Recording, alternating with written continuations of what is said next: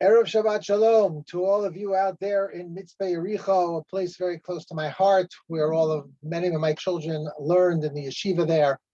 I was asked to say something about the parsha.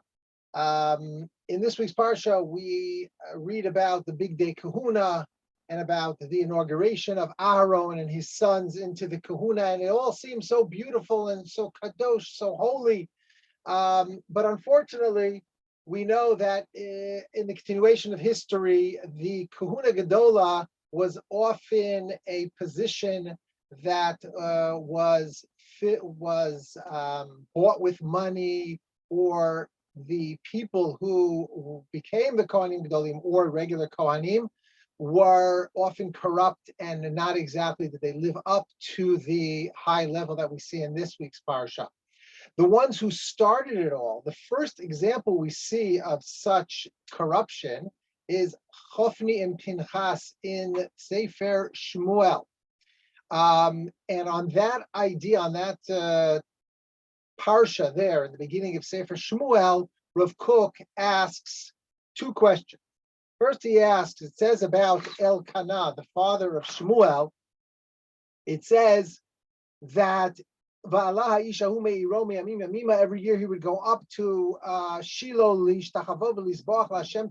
Shiloh. Makes sense. He used to go and do the mitzvah of Aliyah L'Regel. But then it says, V'sham shnei b'nei Eli, Chofni u'Pinchas kohanim la'Hashem. And there were the two sons of Eli, Chofni and Pinchas, who are the kohanim of Hashem. This last part of the pasuk doesn't seem connected to the first part. Why do we have to know that Chofni and Pinchas were there? They were the kohanim.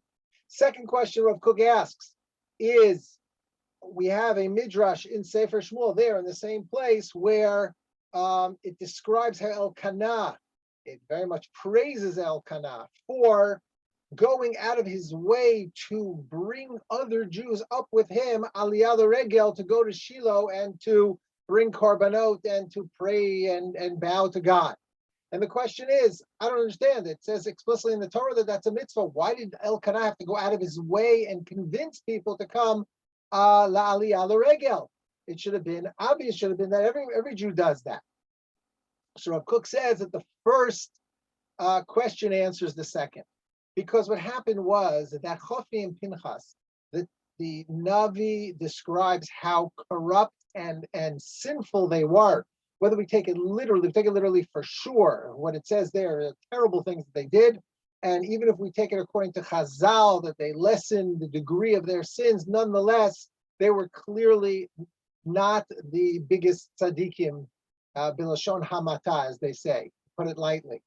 And in fact, their punishment proves it, that they were punished for all generations because of their sins.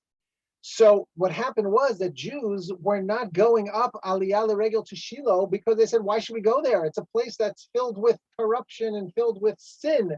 It's defiled. It's not a holy place because of these two Kohanim, because of these terrible deeds that they're committing.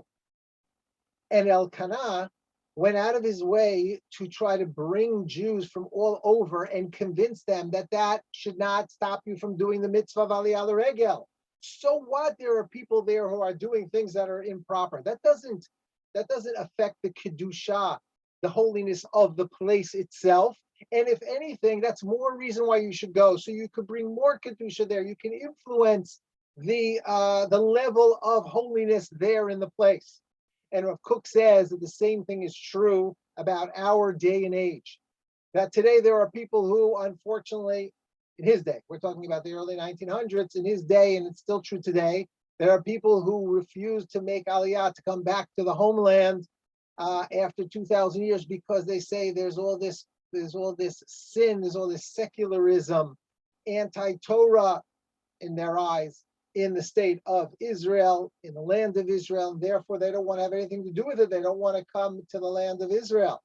And what we learn from the story of Elkanah is that should not stop you. That should not be a deterrent from you coming up and fulfilling the explicit mitzvah in the Torah of Aliyah L'Eretz Yisrael, to come to Eretz Yisrael. And if anything, that's more of a reason why religious Jews, from Jews, should be coming to Eretz Yisrael, to try to change the situation, to try to add kedusha to the land of Israel.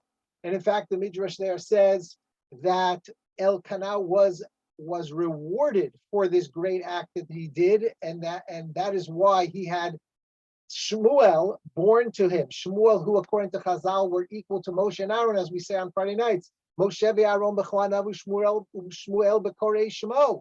And therefore, that was the reward he got.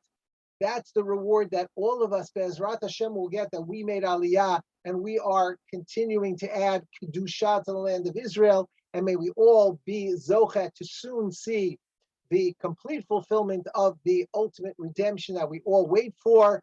And it will only come about when more Jews like us come and make Aliyah, come to Eretz Yisrael, try to spread this message to your family and your friends in Chutz La'aretz, that it's time to come home and not to look at the level of Kedusha in the land, if anything, to look at it and to say, we have to come and make a difference. Thank you and have a Shabbat Shalom.